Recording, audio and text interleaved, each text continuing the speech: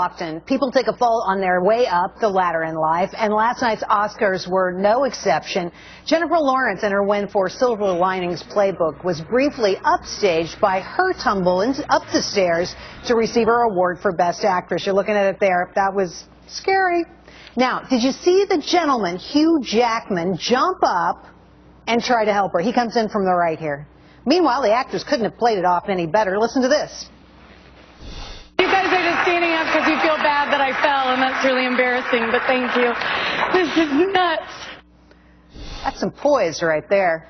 Well, we're bringing in an all-star panel to break down the very latest women's headlines. Gretchen Hamel is the executive director for Public Notice. Celia Bigelow is a Breitbart News contributor, and Elle Kaplan is founding partner and CEO of Lexion Capital Management. Welcome to you all. Great to have you here.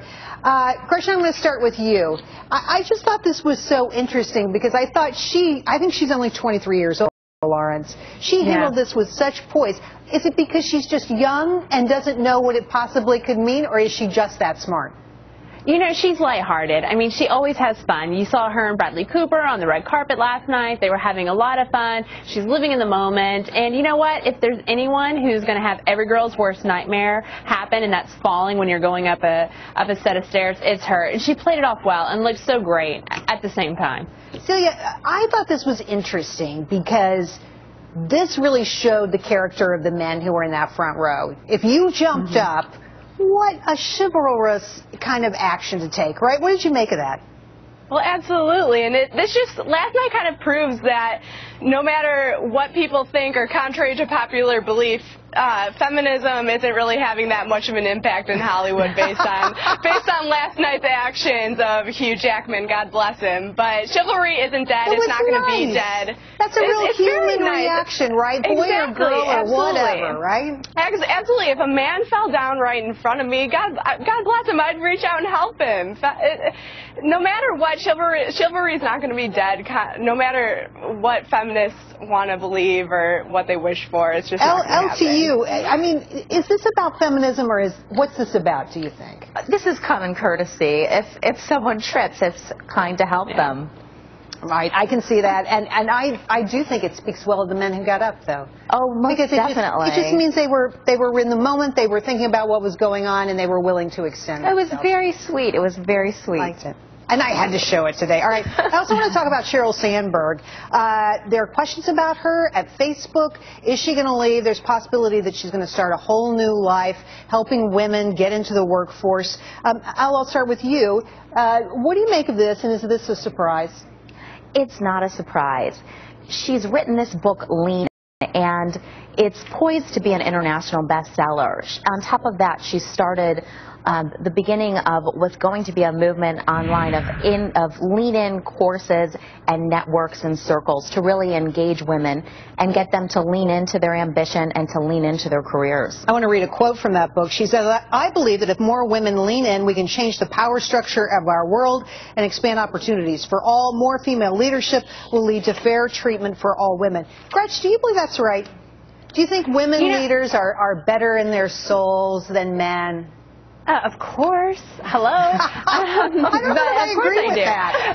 No, but I'm just saying, you know, I don't know if I agree with that either, but I think, you know, every good leader, you know, despite whether they're man or woman, you know, has some traits and some qualities that they share with others that, you know, have them follow them. But Sheryl Sandberg has been doing this for a long time. She started the dinners in Silicon Valley trying to get all the women together. This is nothing new for her. She's taking it to a whole nother level, and I think it's great. I mean, let's not forget, she was in part of politics back in the Clinton days. She could be coming back in. Right back to that. She could.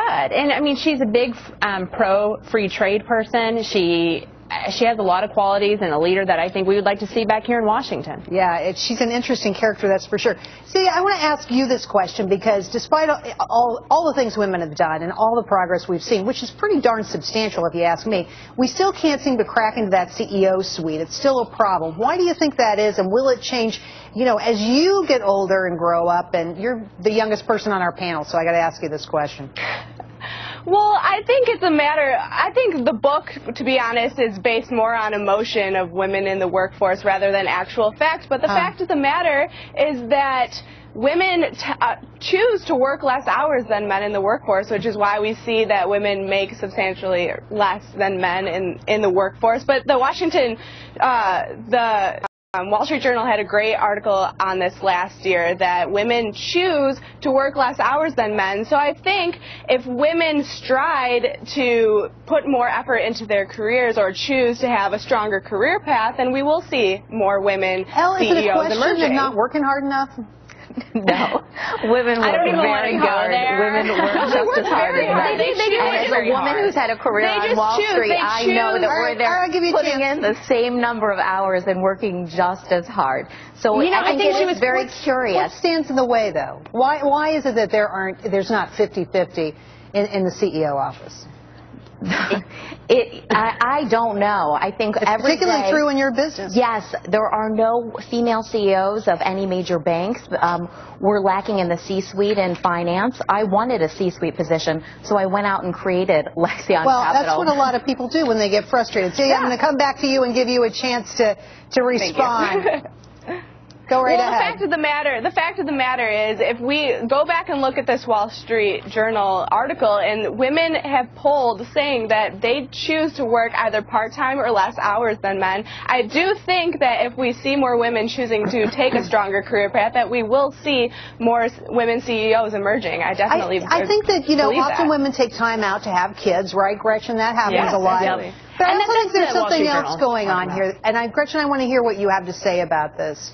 I think at the very top levels of industry, people choose people to run companies because they're comfortable with them. Yeah. Not necessarily because they're the best person in the room. So men choose men because they know what to expect. Exactly. It's what they're comfortable with. And I think this all takes time, right? So women are still earning and trying to work their way up the ladder. I think you see more women doing more things, being a part of more boards than they've been a part of. You see more women in the Senate. This takes time. Is it right? No.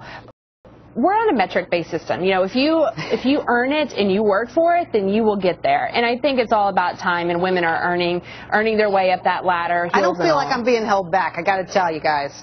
You guys feel like you're being held back for any reason? No. I certainly would love to see more women on Wall Street and more women in powerful positions on Wall Street. Women are still earning 77 cents for every dollar a man earns. So I think, of the Fortune 500 CEOs, of 500 Fortune 500 CEOs, 21 are female. Why is this 21?